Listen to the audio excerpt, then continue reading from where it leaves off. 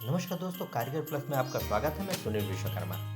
आज हम बात करेंगे कि जो भी टावरों में अथवा प्लांटों में जो इलेक्ट्रिकल सप्लाई आती है वह किस प्रकार से स्टेप बाय स्टेप आती है और हमारे इलेक्ट्रिकल प्लांटों में या फिर टावरों में कौन कौन से ऐसे सिस्टम लगे हुए हैं, कौन कौन से ऐसे उपकरण लगे हुए हैं कि जिनसे हमारी जो सप्लाई है वह लोड पे कनेक्ट होती है या फिर हर जगह डिस्ट्रीब्यूट होती है। तो आइए इसके बारे में बात करते हैं। और जिन लोगों ने मेरे YouTube चैनल को सब्सक्राइब नहीं किया है, मेरे YouTube चैनल को सब्सक्राइब कर दें और बेल आइकन को ऑल पे क्लिक कर दें। तो सबसे पहले जो हमारी सप्लाई आती है हमारे पावर प्लांट तक, वो हाई टेंशन वायर के माध्यम से, यानी पावर प्लांट से हाई टेंशन वायर के माध्यम से हमारे VCB तक आती है। यानी VCB का अर्थ होता है वैक्यूम सर्किट ब्रेकर।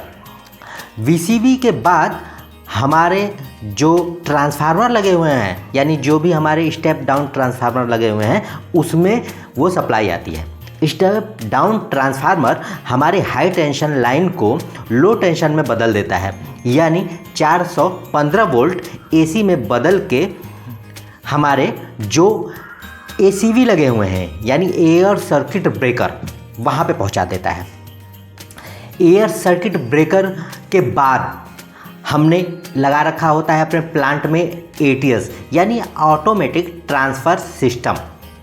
ACV से हमारी जो सप्लाई होती है वो लो टेंशन वायर यानी लो टेंशन केबल के माध्यम से हमारे ATS पे आती है। ATS के बाद जो ATS होता है, ATS पे आप समझिए कि ATS मैंने आपको बताया कि ऑटोमेटिक ट्रांसफ़र सिस्टम। ATS उसी प्रकार से काम करता है जिस प्रकार से हम अपने घरों में चेंज ओवर लगाते हैं। बस चेंज ओवर को मैनुअली ऑन ऑफ ऑन करना पड़ता है और ATS जो है हमारा ऑटोमेटिक ऑन ऑफ ऑन होता है। ATS पे हमारी दो सप्लाई आती है। पहली सप्लाई जो हमारी ट्रांसफार्मर के थ्रू आई हुई है वो सप्लाई, और दूसरी जो सप्लाई है हमारी DG की सप्लाई आती है, यानी हमारे डीजल जनरेटर की सप्लाई आती है। वहाँ से हमने ATS के पास में ही एक और ACV लगा रखा होता है, यानी एयर सर्किट ब्रेकर लगा रखा होता है। और एयर सर्किट ब्रेकर्स का जो आउटपुट होता है हम अपने लोड पे कनेक्ट कर देते हैं, यानी जो भी हमारे डिस्ट्रीब्यूशन पैनल हैं उनमें हम उसको कनेक्ट कर देते हैं। अब जैसा कि पैनल में देख रहे हैं, ये सारे जो हैं ये डिस्ट्रीब्यूशन पैनल हैं, यानी प्रत्येक अलग अलग टावरों के लिए अलग अलग डिस्ट्रीब्यूशन पैनल लगे हुए हैं। उसके बाद आप देख सकते हैं कि ये जो है ये DG है। जो ये हमारा DG है वो 1010 kVA का है। इस DG पे तो हम 1400 एम्पियर का लोड डाल सकते हैं, परंतु कभी भी हम अपने अगर कोई भी इलेक्ट्रिकल सिस्टम है उस पर हम 80% लोड डालते हैं, जिससे हमारा जो सिस्टम है वो सुचारू रूप से काम कर सके, सुचारू रूप से चल सके, उसमें कोई फॉल्ट ना हो।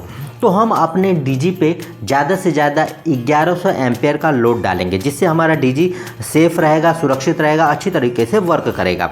एक बार मैं आपको और समझा दूं कि जो हमारा सिस्टम है वो किस प्रकार से स्टेप बाय स्टेप हमारे डिस्ट्रीब्यूशन पैनल तक आता है। सबसे पहले हाई टेंशन वायर के थ्रू हाई टेंशन लाइन हमारे ट्रांसफार्मर में आती है। जो हमारा ट्रांसफार्मर होता है वो स्टेप डाउन ट्रांसफार्मर होता है। स्टेप डाउन ट्रांसफार्मर फिर लो टेंशन केबल के माध्यम से 415 वोल्ट बना के हमको देता है। अब केबल के माध्यम से हम 415 वोल्ट 3 फेस हम अपने ATS में लेके आते हैं, यानी ATS मैंने आपको बताया था पहले भी, ऑटोमेटिक ट्रांसफ़र सिस्टम। ATS उसी प्रकार से काम करता है जिस प्रकार से हम चेंज ओवर का काम लेते हैं, उसी प्रकार से ATS हमारा काम करता है। ATS के बगल में ही हम क्या करते हैं कि एक ACB लगा देते हैं, यानी air circuit breaker. Air circuit breaker का जो आउटपुट होता है उसको उठा के हम लोड में बस वायर के थ्रू कनेक्ट कर देते हैं, यानी जब भी हमारी सप्लाई ATS में आएगी तो जब हम अपने ACV को ऑन करेंगे तभी हमारे ACV से आउटपुट हमारे लोड में कनेक्ट हो जाएगा। और जब ACV को ऑफ कर देंगे तो जो हमारा लोड है वहाँ पे सप्लाई नहीं पहुँचेगी। तो मान लीजिए हमारा जो भी ATS है वहाँ पे रो पावर की सप्लाई आ रही है और डीजी की भी सप्लाई आ रही है। हम जिसे चाहें, यानी हमें डीजी चला के उसकी सप्लाई हमें अपने लोड पे डालनी है या फिर हमारे रो पावर की जो सप्लाई है उसको अपने लोड पे डालनी है, हम अपने सुरक्षा के अनुसार वो एटीएस पे करके हम सप्लाई दे सकते हैं। अब एटीएस से सप्लाई हमारी आ गई एसीबी पे, एसीबी का आउटपुट जो है हम अपने लोड पे डाल देते हैं, ठीक है। इसी प्रकार से जो हमारी सप्लाई है वो हमारे डिस्ट्रीब्यूशन पैनल तक पहुंच जाती है।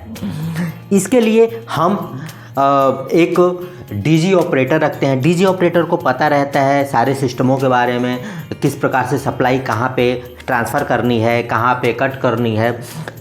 अब यहाँ पे ये जो पैनल देख रहे हैं बहुत बड़ा पैनल है, इसको कई सेक्शन में बांटा गया हुआ है। तो अब तक के लिए नमस्कार, धन्यवाद।